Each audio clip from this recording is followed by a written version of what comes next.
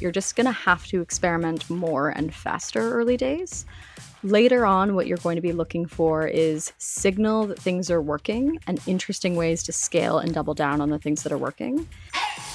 You're listening to Stories from the Top, an inside guide to better business development.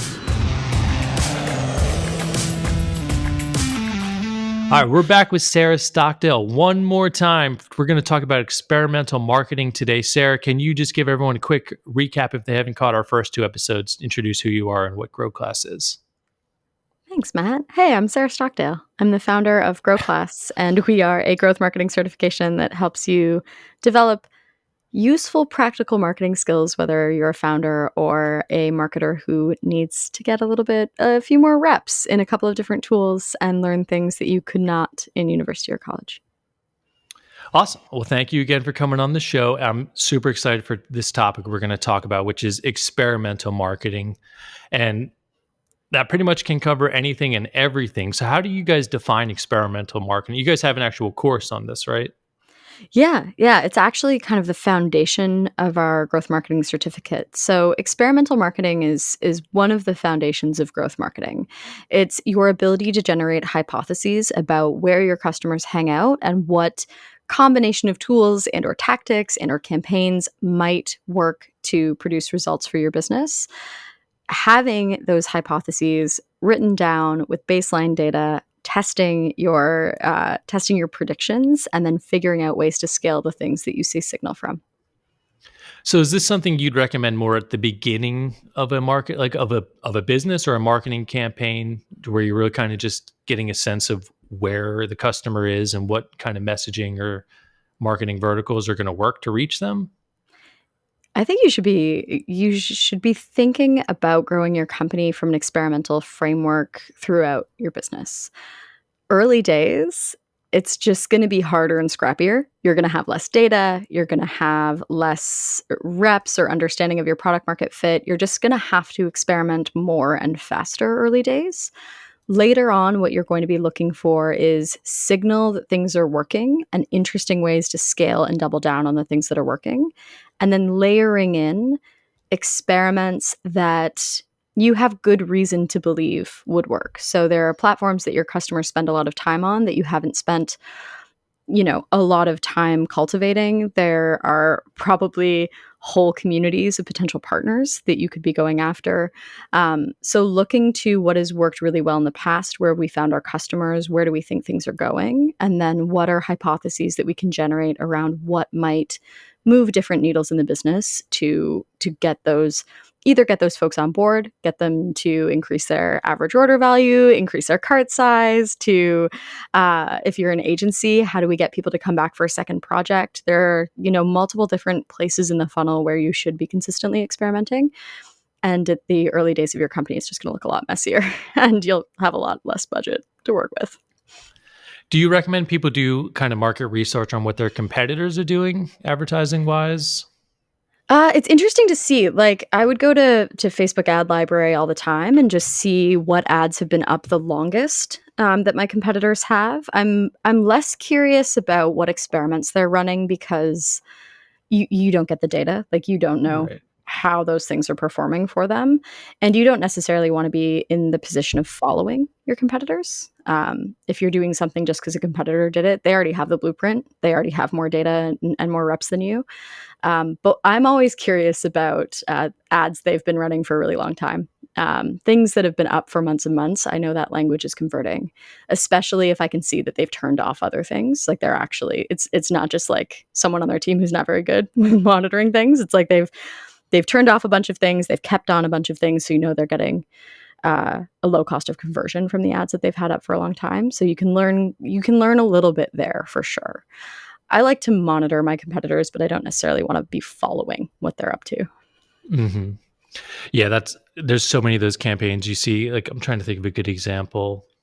The Dollar Shave Club commercial that came out, Oh my where gosh. it's like, Yeah. I mean, like that was an original experimental idea that like it took off like wildfire. There's probably been like, I mean, there's got to be thousands and thousands you haven't seen because they Oh failed, yeah. but some really, really big companies that kind of launched on that same energy. But Yep. every maybe it's just people in marketing, but I feel like most people will be like, you kind of ripped off Dollar Shave Club with that, like. And hey, if you found a formula that connects and Dollar Shave Club is going after a completely different audience, like, sure, I guess, try it, but you don't necessarily wanna be the person copying a formula that's worked for someone else. You wanna be originating something new.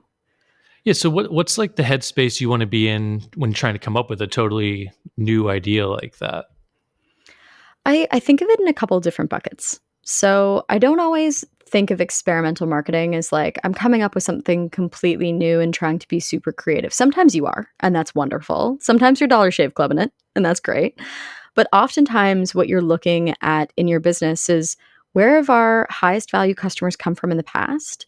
And what are three or four different ways that we could use the signal that we know to be true about what has worked to double down and or scale that thing? The second is where are we failing? Like, where in the funnel are we seeing huge drop off? So we get tons of leads that come in through maybe you're a thought leader on LinkedIn and you see a whole bunch of leads coming from that channel, but only 1% of them are booking calls. So maybe they're bad leads. Maybe there's like a miscommunication in who your customer is supposed to be versus who you're actually targeting with that content. But likely there's a couple of things in there that you can do to incrementally improve the performance of that channel. And then the third is what doesn't exist? Like, what have you never done before? And this might be the creative thing. It also might be a boring thing. It might be people join our email list and we don't have an onboarding funnel for them. So they fall off and they don't open subsequent emails when we do have things like sales or product launches. So building something from scratch that's never existed before that you have hypothesis that will help your business. And then Dollar Shave Club stuff, just creative kind of 5% ideas that might turn into nothing and often come from founders and often derail marketing teams' actual work, but can sometimes be lightning in a bottle. Do you recommend multiple experiments? So say someone's like, oh, we get to our proposal phase, there's a lot of drop off. Let's try 5 different new proposals and see which one hits, or is it more like let's try You one can and if see you how have that enough. goes? Yeah, if you have enough volume, you can try a couple of different things. Any variable you add is going to make it harder to determine what actually moved the needle. So if you have an original proposal and say the volume is only sending 5 proposals out a month, don't send 5 different ones the next month. That doesn't give you enough. You have baseline data on one version of a proposal, but if you send out 5 new ones, it's going to be tough to figure out what the element is that helped or not. I would kind of A/B test it completely. So if you get 5 leads the next month, you send 2 of them the original and 3 of them the new one, and see. Um, the other thing I would probably want to be doing is if you only have a fraction of people converting after the proposal stage, talk to the people who didn't convert. If you can get them on a 15-minute phone call, because it's easier to just ask them to walk you through. And I wouldn't say like, why didn't you convert? Because they're just gonna lie. But if you could say, Hmm. walk me through what happened, like when you opened the proposal, walk me through what questions you still had, because it's possible that there's missing information or objections that you haven't handled well that could go into not just whether or not that is the right proposal template, but the whole kind of sales funnel leading up to it. What can you learn about the small adjustments you can make through that whole process to get more people over the finish line? Because it most likely isn't the document of the proposal, it's the experience of the sales cycle. Hmm. No, that's cool. I really like your approach is more data driven than let's try some stuff. No, let's kind of map out what we're attempting, how it's working, and then try some new stuff and compare the two and stack up what's working. So Yeah. that's really cool.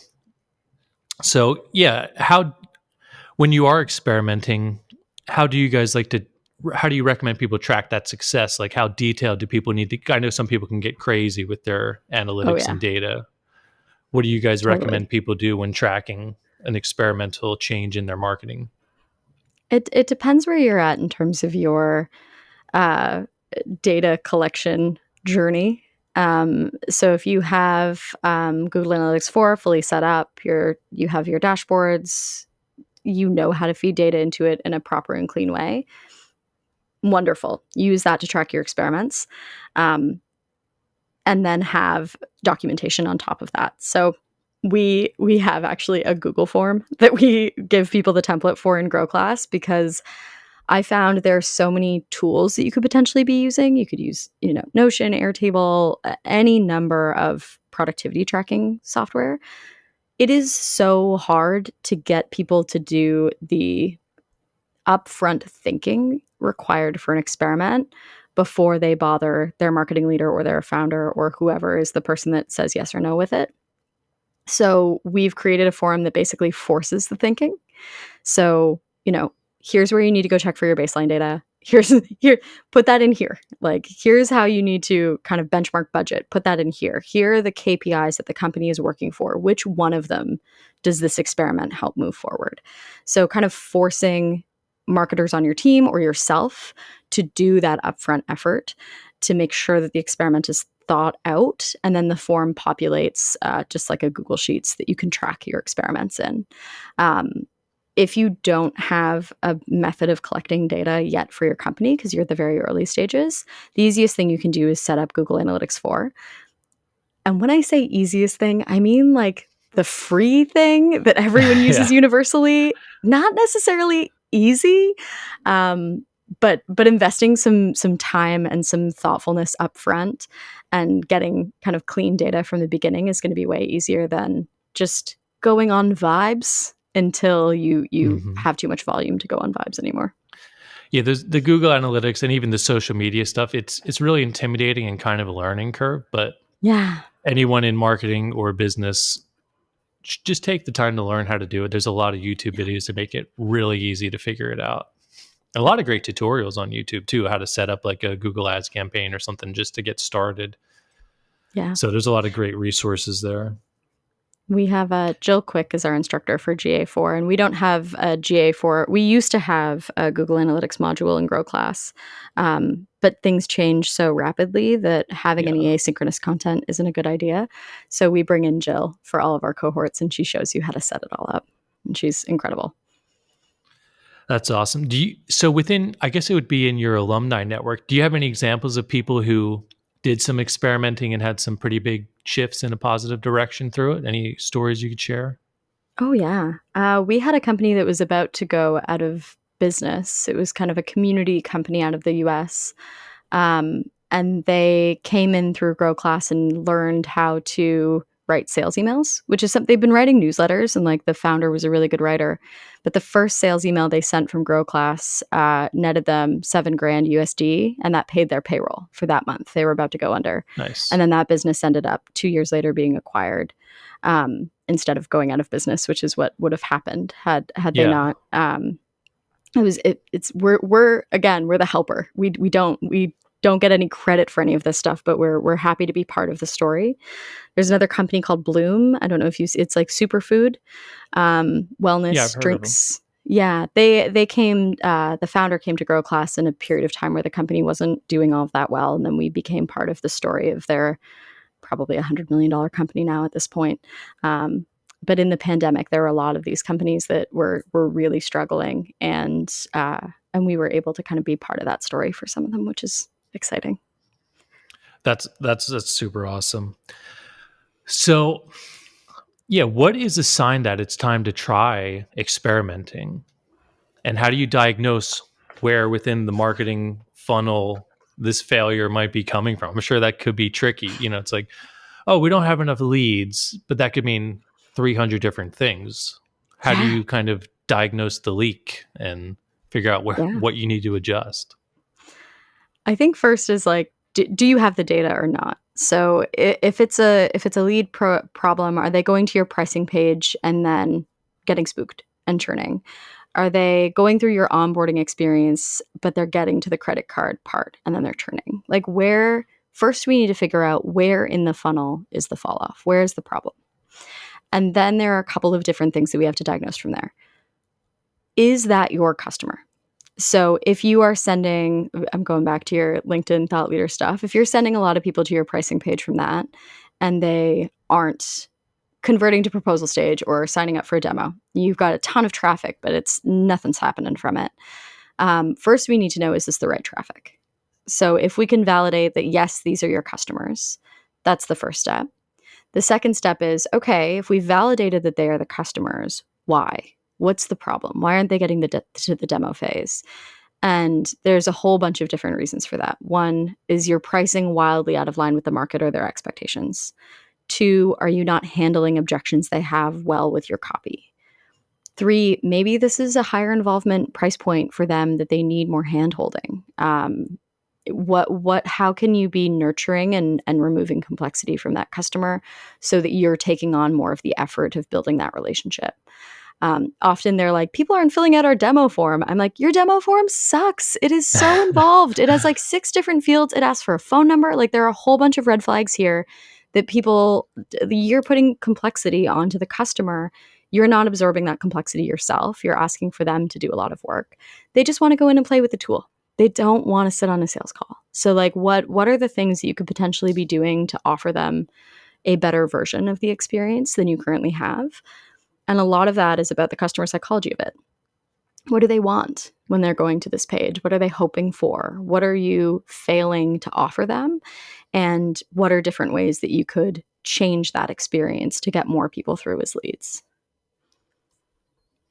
And yeah, I guess, is there any specific size business that experimental stuff applies more to? Is it more small people who are figuring it out, or can big businesses Oh man, like get some Google's benefit? experimenting constantly. Like Google has an entire experimentation framework that they use within their business. It's just going to be the bigger companies like a Google.